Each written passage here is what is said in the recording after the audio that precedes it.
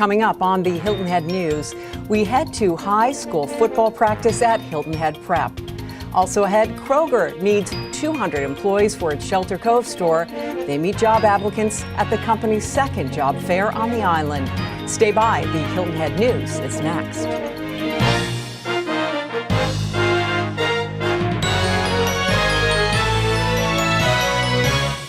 Welcome to the Hilton Head News. I'm Allie McNair. Kroger held its second job fair at the Hampton Inn on Saturday. The new store at Shelter Cove is scheduled to open in mid-December. Store manager Shane Smith says he was pleased with the number of applicants who stopped by to find out what jobs would be available. We actually were able to reach out to our Hispanic and Latino communities via La Isla, and we had a lot of those Latino and Hispanic individuals come in, so we were really able to capitalize on that culture group here and get some good response rate from them. Had a great group session and some interviews there today, and we really look forward to capitalizing on that over and beyond what we've currently got in place now. If you're interested in a job at Kroger but you didn't get a chance to stop in at Saturday's job fair, don't worry, there's still time. You can fill out an application online at kroger.com/careers. Well, it's one of the most prestigious events for amateur golf. It's the Walker Cup. And this year, a teacher from Hilton Head Island High School will be among the members of the U.S. Walker Cup team. 45-year-old Todd White learned he'd been selected on Saturday. Past players of the event include Bobby Jones, Jack Nicklaus, and Tiger Woods. The match will be played at the National Golf Links of America in Southampton, New York, in September. Well, Hilton Head Prep football coach Kevin Wald says this year he's got players with experience on his team, as well as some new athletes that have signed up for the season. WHHI caught up with Coach Wald and his team at a recent practice. Hi, this is Kayla Logue at WHHI-TV. I'm here at Hilton Head Prep High School to check in with the coaches to see what they have in store for the 2013 football season. I'm here with senior Teron Daly. Teron, can you tell me maybe some of your personal goals for this season? Personal goal I have is probably break 1,000 yards this season, score a few touchdowns, but it's mainly revolved on trying to win games with the team and us trying to win together. All right, well, it sounds like you're a team player, so maybe what are you excited for you and the team for this year?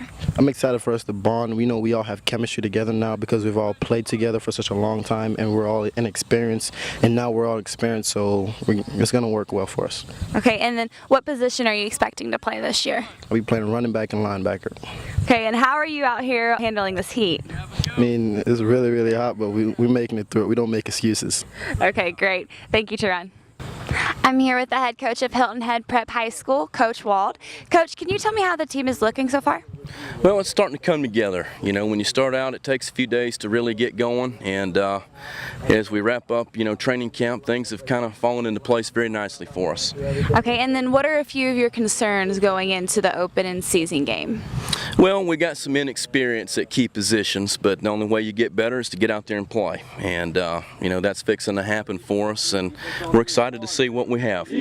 Okay, and then what are maybe a few team goals that you have for this season? Well, obviously team goals are, this may sound simple, but it's probably our biggest goal is just to get better every day, win at life. Stay focused on that goal, then I think things will fall into place and take care of themselves. And could you name a few key returning players from last year? We have our tailback, Teron Daly, back, and we have several offensive linemen back, so we have a lot of experience on that side of the ball. Defensively, we have 6 of our 7 top tacklers back, so I think there's an opportunity to really improve on both sides of the ball.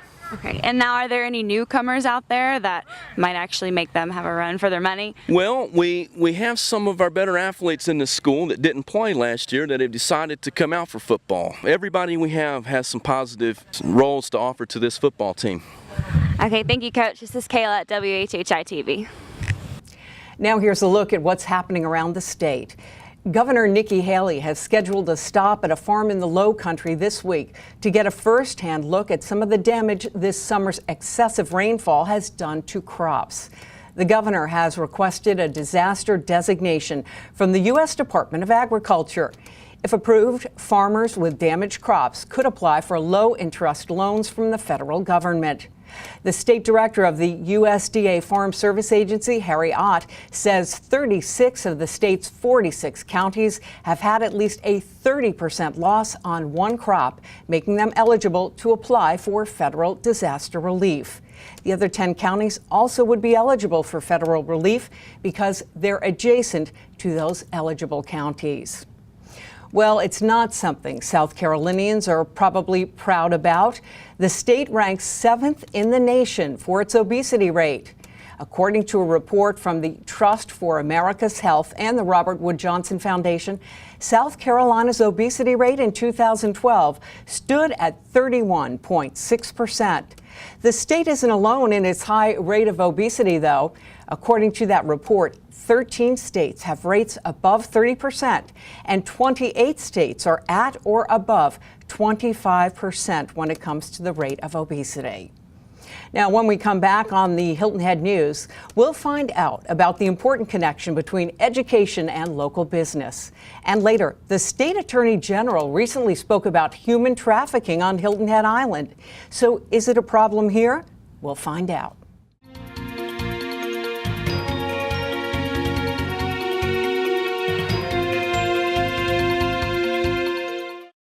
I'm here at the top of the Harbortown Lighthouse with Nadia Wagner. She's the lighthouse keeper. Nadia, this is a Hilton Head icon, but many people don't realize it's so much more. It is, Debbie. The view is so thrilling. Many people don't realize you can climb to the top. We've had many marriage proposals, even weddings. You can shop at the top for gifts you won't find anywhere else and wave to friends and family on our live webcam. It's the high point of the Lowcountry. You do not want to miss this view. What's the admission cost, Nadia? It's only $375 per person, and kids 5 and under are free. Make this a must-see while you're here on Hilton Head. Thanks, Nadia. Thank you. See you soon.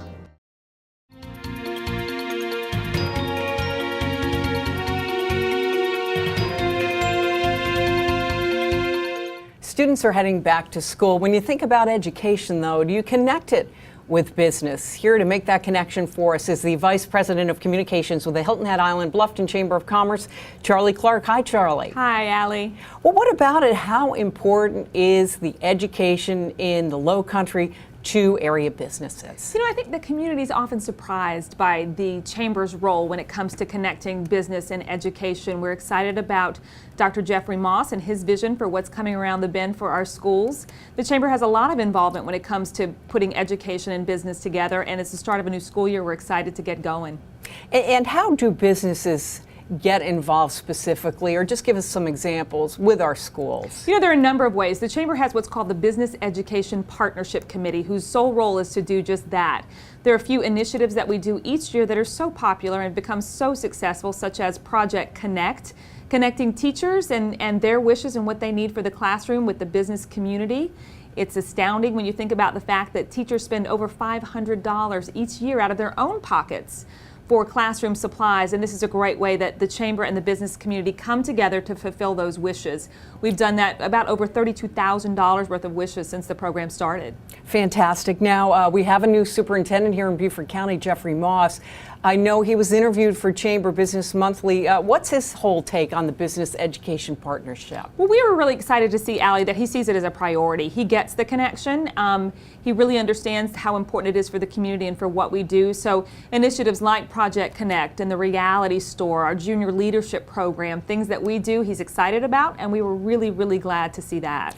Can you give us a little bit more detail on some of those that you just mentioned, Charlie? Well, junior leadership is something obviously we've been doing for quite a while at the Chamber, just developing young leaders throughout our community. The Reality Store is something else we partner with local high schools to make happen, and that's a great program that really kind of gives students a real-world perspective on how their GPA relates to their future. We give students a budget based on their GPA, and with that they have to pay a mortgage, they have to buy groceries, they have to buy childcare, and it really puts into their mindset what it takes and how their GPA matters to what happens tomorrow for them. So a number of programs we're doing connecting business and education, and we'll continue to do that as the school year progresses. That sounds great. Charlie Clark, Vice President of Communications for the Hilton Head Island Bluffton Chamber of Commerce. As always, great to have you here on the Hilton Head News. Thanks so much. Thanks, Allie. It is time for Hot Off the Press, and joining me now with WHHI-TV, Kayla Logue. Hi, Kayla. Hi, Allie. Well, tell me, we saw some news last week about a couple of shrimp boats that got into trouble in Hilton Head waters. What happened there? The Lady Essie landed on the north end of Hilton Head Island. Captain James Murray was traveling to Jarvis Creek to tow another shrimp boat, the Diane, but he was unfamiliar with the waters and the boat slightly submerged. Murray was the only passenger and he was not injured. No hazardous fuels spilled in the marsh after the incident. Okay, great. Thanks for that update. Now, this is one everyone was talking about, and that was the woman who got bitten by an alligator while walking some dogs at Hilton Head Lakes, I think. What about that one? Tamara Shattuck was walking her dogs around a lagoon at Hilton Head Plantation and found herself fighting off an 8-foot 1-inch female alligator. She was about 10 feet from the lagoon when the alligator quickly emerged from the water, came after her, and bit her ankle. She kicked the gator with her other foot, and the reptile hurried back into the water. Shattuck walked away with minor wounds on her ankles and no fractured bones. And what happened to that alligator, Kayla? The gator was captured by Joe Maffo and his 12-year-old grandson, Joey Maffo, and they actually discovered a nest with 40 to 60 eggs along the lagoon. And the South Carolina law actually requires the gator to be killed, and Tamara was actually saddened by this because she knows the gator was just trying to protect her nest like any other mother or animal would do. Right, and I bet Joe Maffo would advise folks, don't be walking around too close to the water's edge at lagoons with your pets. Not a good idea. Hilton Head Island is looking at expanding its water purification plant. What details do you have? Hilton Head is expanding the water purification plant in order to deal with the continuous contamination of wells. The Floridan aquifer is beginning to fill up with more salt each year. This naturally replenished aquifer is being overpumped, which allows salt water to seep through and causes the district to lose several wells. Because of this, Hilton Head has decided to invest $3 million in order to prevent the salt contamination in freshwater. Well, Kayla Logue with WHHI-TV, we appreciate your update here on Hot Off the Press. Thanks so much. Thank you. And when we come back, is there a problem with human trafficking right here on Hilton Head Island? We'll find out. Stay right there.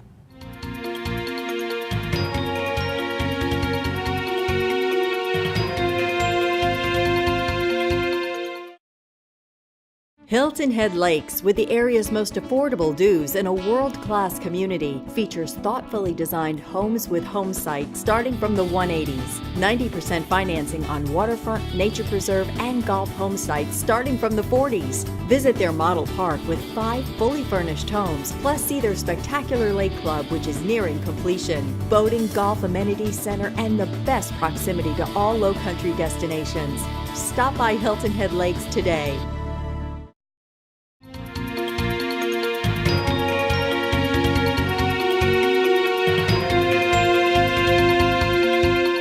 Recently, the South Carolina Attorney General Alan Wilson spoke to a group on Hilton Head Island about the issue of human trafficking.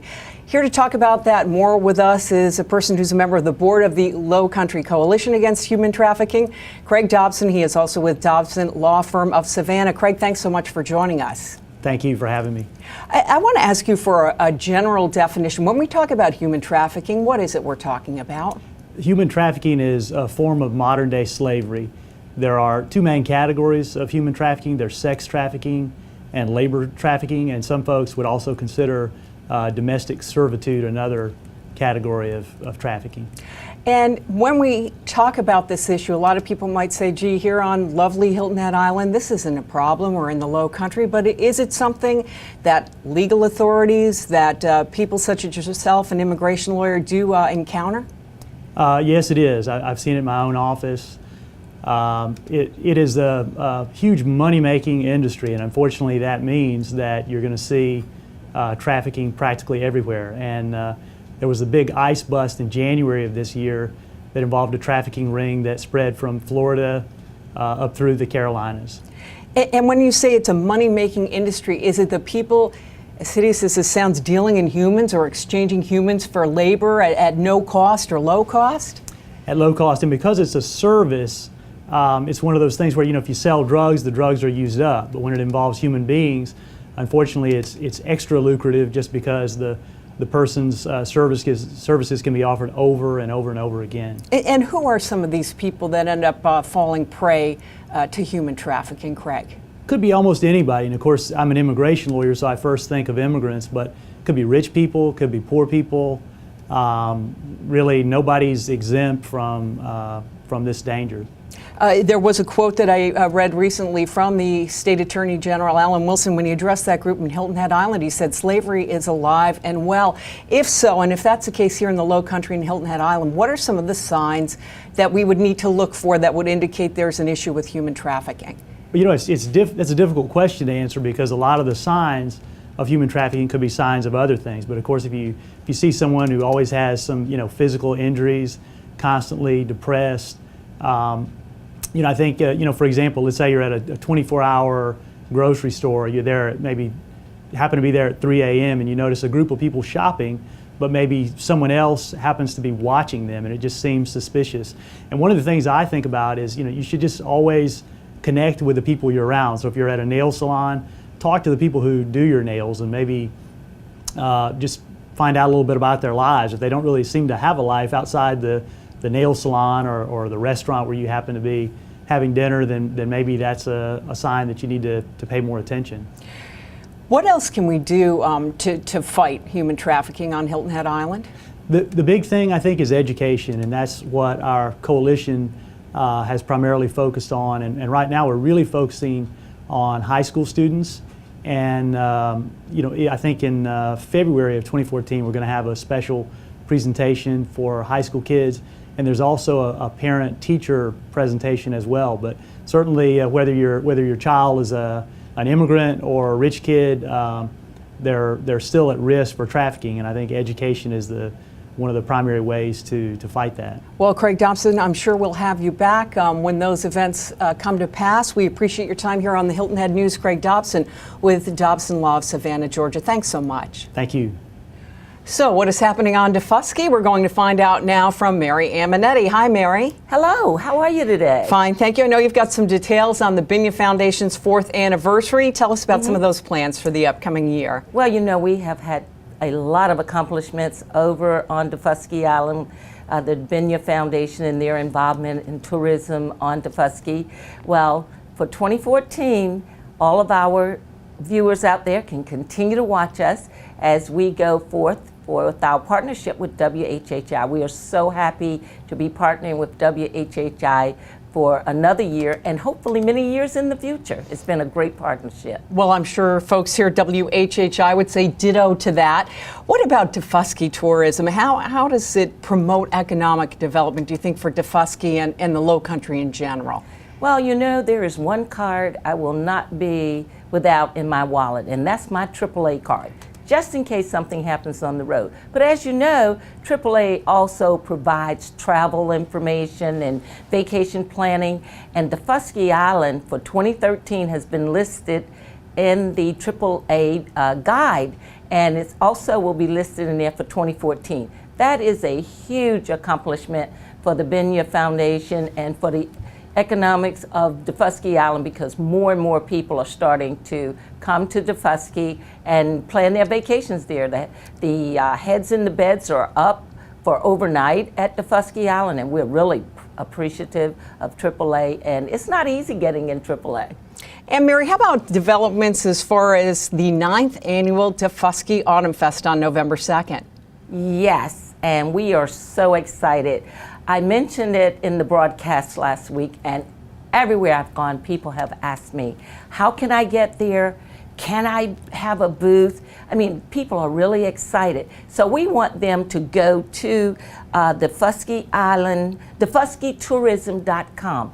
All the information is there, and we're really excited, and if someone wants to be a vendor, they really need to get in touch with them immediately. It's not that they're charging for spaces, it's a donation so that we can help keep that going on. Well, it gives us something to look forward to on November 2nd. As always, Mary Amonitti, thanks so much for joining us here on the Hilton Head News. And it's my pleasure to be here, and we're looking forward to 2014. And when we come back, Nancy Watts will be here. She'll tell us where to go on Hilton Head Island and beyond. Stay right there.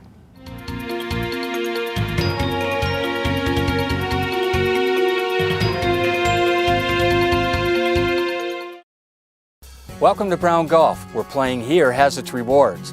Purchase a 20-round package of golf prior to May 1st, 2013, and receive a full day with yours truly. That's 18 holes of golf, 2-hour mini school, and lunch. To purchase that package, go to browngolfmanagement.com. That's browngolfmanagement.com. Now, let's go humble the golf course.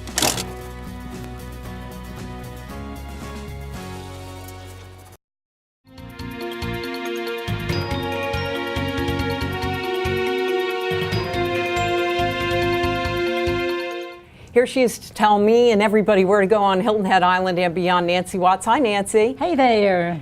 Well, you know, kids are back in school. That means fall's kind of here. Got any special ideas for us? Well, I don't know. I think it's going to be time for us to take over and play and have a good time. Go bike riding, go out and fish, go out and just take a enjoy walk, it. have a good time. It sounds good to me. And you know, with all those bike trails, we're so lucky here on Hilton Head Island, aren't we? You know, it started out with just a few, and then we thought, oh my goodness, we don't need any bike trails. My Lord, what would we do without them now? It's great, not only for those tourists, but for everybody that lives around here, too. That's so true.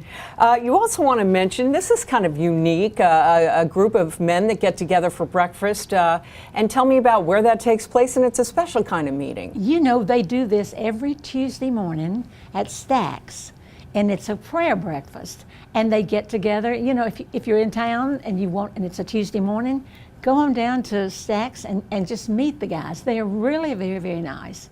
That's different. I really haven't heard of that anywhere else. Not that I would be attending a men's prayer meeting, but it seems kind of unique. They've been doing this for years, and it's a wonderful thing. You know, we all need to find our place, our quiet place, and getting together with other guys who feel the same way, or other women who feel the same way. There's some, you know, there's a Christian women's club too here.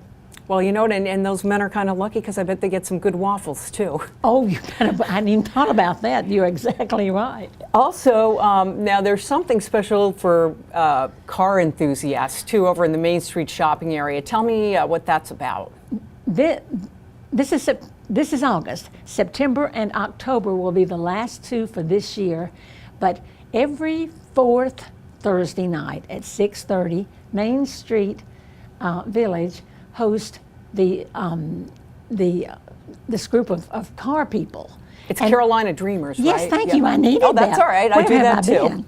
And yes, the Carolina Dreamers, and they all drive their cars in spick and span, and everybody gets to look at the cars, and the doors are open, and they talk about what they did and how they did it, and who you can get to fix your car if you happen to buy one like that.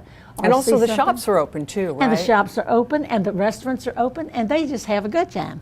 And on top of that, you can vote. They always have a winner of the car of the month. So you can help vote for that because you're there and you make your contribution. Well, Nancy Watts, as always, you have some different ideas for us here on the Hilton Head News as far as what to do, where to go. Thank you so much. I'm glad to be back. And thank you for watching this edition of the Hilton Head News. I'm Allie McNair. We'll see you the next time.